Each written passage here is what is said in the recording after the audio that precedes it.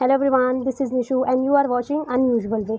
तो दोस्तों, आज बात करेंगे हम CUET के लिए important questions for the subject of political science.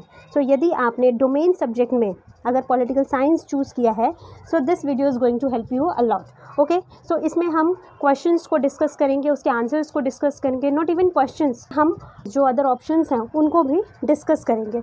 Okay, तो शुरू करते हैं। Okay, so our first question is the World Trade Organization was formed in which year? Okay, so the question is asking कि World Trade Organization कब form हुआ था, 1991 में या 1995, 1999 या 2000 में। ओके, तो जब आप इसको देखेंगे तो आपको खुद समझ में आ जाएगा। अगर हम 1991 की बात करें तो इसमें हमें साफ साफ समझ में आ रहा है कि डिसइंटीग्रेशन ऑफ यूएसएसआर का इसमें डिसइंटीग्रेशन हुआ था। और अगर हम 1995 की बात करें तो यस, वर्ल्ड ट्रेड ऑर्गेनाइजेशन का फॉर्मेशन 1995 में ही हुआ था।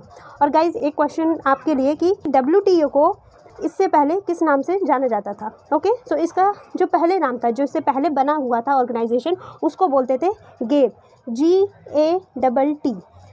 इसका मतलब है general agreement on trade and tariff. Okay, so WTO का पहले नाम general agreement on trade and tariff था, बट 1995 में यह general agreement on trade and tariff को चेंज करके द वर्ल्ड ट्रेड ऑर्गेनाइजेशन के नाम से कर दिया जाता है। ओके, सो इस क्वेश्चन का आंसर तो 1995 है, बट अगर 1999 के ऑप्शन के बारे में बात करेंगे तो ये टाइम था जब इंडिया में कारगिल वॉर चल रहा था।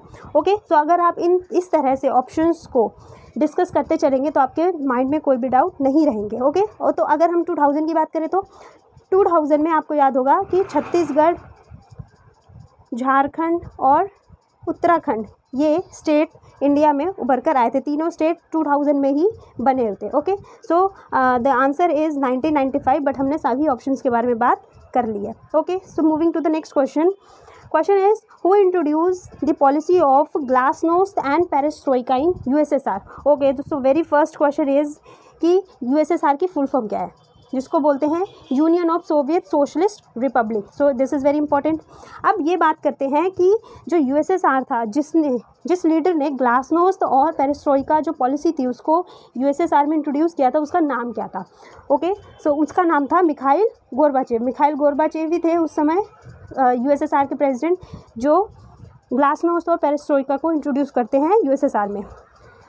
सो उनका नाम है मिखाइल गोर्बाचेव, पूरा नाम था उनका Mikhail Gorbachev. So this is the correct option. अगर हम येल्सिन के बारे में बात करें, जिनका नाम था बोरिस येल्सिन, तो बोरिस येल्सिन के बारे में अगर आप सुनते हैं तो आपको क्या याद आता है? He was the first president of Russia. जब USSR टूट गया था और रशिया में जब कन्वर्ट हुआ था, तो रशिया के जो फर्स्ट प्रेसिडेंट थे वो बोरिस येल्सिन ही थे। ओके, इसी तरीके से निकिता क्रुश्चेव के बारे में जब आप बात करते हैं तो निकिता क्रुश्चेव का रोल तब आता है जब क्यूबन मिसाइल क्राइसिस चलता है। क्यूबन मिसाइल क्राइसिस जब चलता है तो उसी समय पे निकिता क्रुश्चेव का नाम आता है, जो कि USSR के प्रेसिडेंट थे। So moving to the next question is, in which year monarchy was abolished and democracy establish in Nepal? तो नेपाल में मोनार्की कब अबॉलिश हुआ था, कब ख़त्म हुआ था, और डेमोक्रेसी कब इस्टेब्लिश हुआ था? तो हम सभी जानते हैं कि नेपाल जो हमारा पड़ोसी देश है, वहाँ पर मोनार्की काफ़ी सालों तक रहा। नेपाल में एटलीस्ट 240 ईयर्स तक मोनार्की सिस्टम रहा। उसके बाद नेपाल में डेमोक्रेसी आया। तो ये कब आया था? ये आया था 2008 में। 2001 में नहीं आया था, 2006 में नहीं, 2008 में आया था।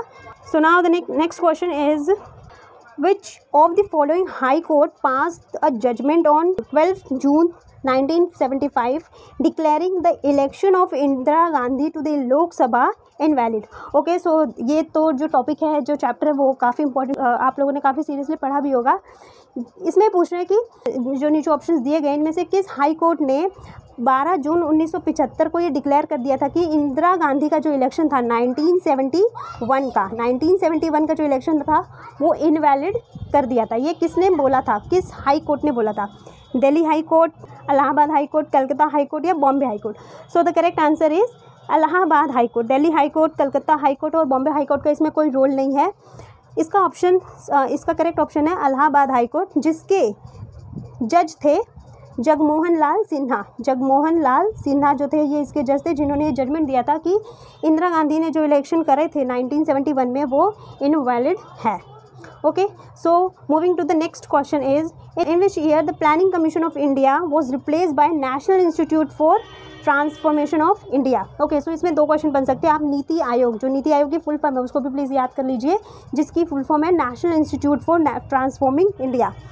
और ये कब आया था, इसमें पूछ रहा है कि जो इंडिया में प्लानिंग कमीशन चल रही थी, तो प्लानिंग कमीशन को कौन से आयोग, प्लानिंग कमीशन को नीति आयोग ने रिप्लेस किया ऑब्वियसली, लेकिन ये कब रिप्लेस किया, तो द करेक्ट ऑप्शन इज़ 2015 को ही नीति आयोग को स्टैब्लिश कर दिया गया और प्लानिंग कमीशन को हटा दिया गया। अब प्लानिंग कमीशन और नीति आयोग में मेजर डिफरेंस क्या था, तो प्लानिंग कमीशन जो था वो 5 ईयर के लिए प्लान बना रहा था।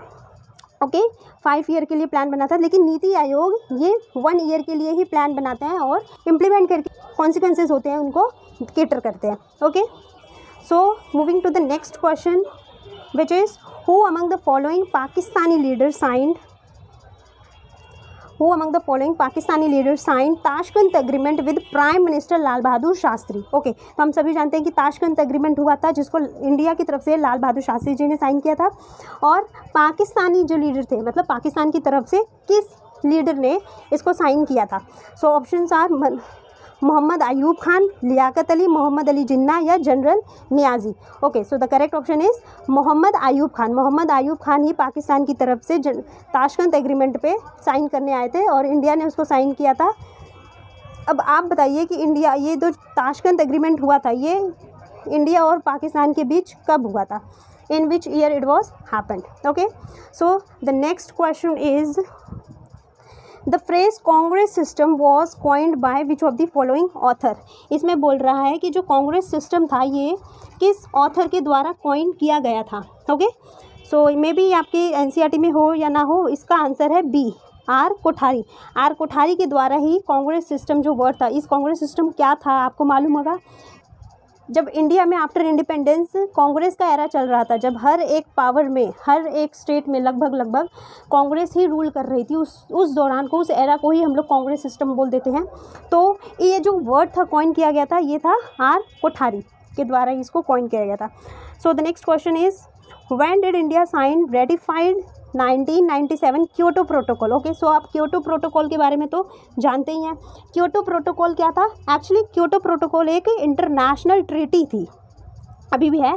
क्योटो प्रोटोकॉल इंटरनेशनल ट्रीटी है जिसको अलग अलग कंट्रीज़ ने साइन किया था, और इसका एम क्या था, इसका एम ये था कि जितने गैसेस हैं जो ग्लोबल वार्मिंग को बढ़ा रहे हैं, उन गैसेस को रिड्यूस करा जाएगा, एमिट करना रिड्यूस करा जाएगा, ये इस क्योटो प्रोटोकॉल का एम है। सो सब क्वेश्चन ये पूछा कि इंडिया ने इसको कब साइन किया, तो इंडिया ने इसको साइन किया था अगस्त 2002 में। अगस्त 2002 में इंडिया ने क्योटो प्रोटोकॉल को साइन किया और उसको रेटिफाइड किया। और क्योटो प्रोटोकॉल कब से शुरू है, तो 1997 से शुरू है। ओके, सो अब नेक्स्ट क्वेश्चन पढ़ते हैं। Which article of the Indian constitution deals with the provision of promotion of international peace and security. तो अब ये क्वेश्चन कह रहा है कि इंडियन कॉन्स्टिट्यूशन का कौन सा प्रोविजन है जो इंटरनेशनल पीस और सिक्योरिटी को प्रमोट करता है। आर्टिकल 48, 49, 50 या 51। So the correct option is article 51। Article 51 ही इंटरनेशनल पीस एंड सिक्योरिटी को प्रमोट करता है। अगर हम आर्टिकल 49 के बारे में बात करें, सो आर्टिकल 49 स्टेट की ऑब्लिगेशंस के बारे में बात करता है टूवर्ड्स कल्चरल हेरिटेज, कि कल्चरल हेरिटेज की तरफ से, मतलब कि जितने भी हमारे कल्चरल हेरिटेज हैं उसका स्टेट का भी एक ऑब्लिगेशंस बनता है, उसकी देखरेख करना और उसका देखभाल करना। तो ये आर्टिकल 49 है। अगर हम 50 के बारे में बात करें कि आर्टिकल 50 क्या कहता है, so article 50 separation of power के बारे में बात करता है। सो the correct option is article 51 जो कि इंटरनेशनल पीस एंड सिक्योरिटी के बारे में बात करता है। This question has been repeated more than 2 times, so please remember it.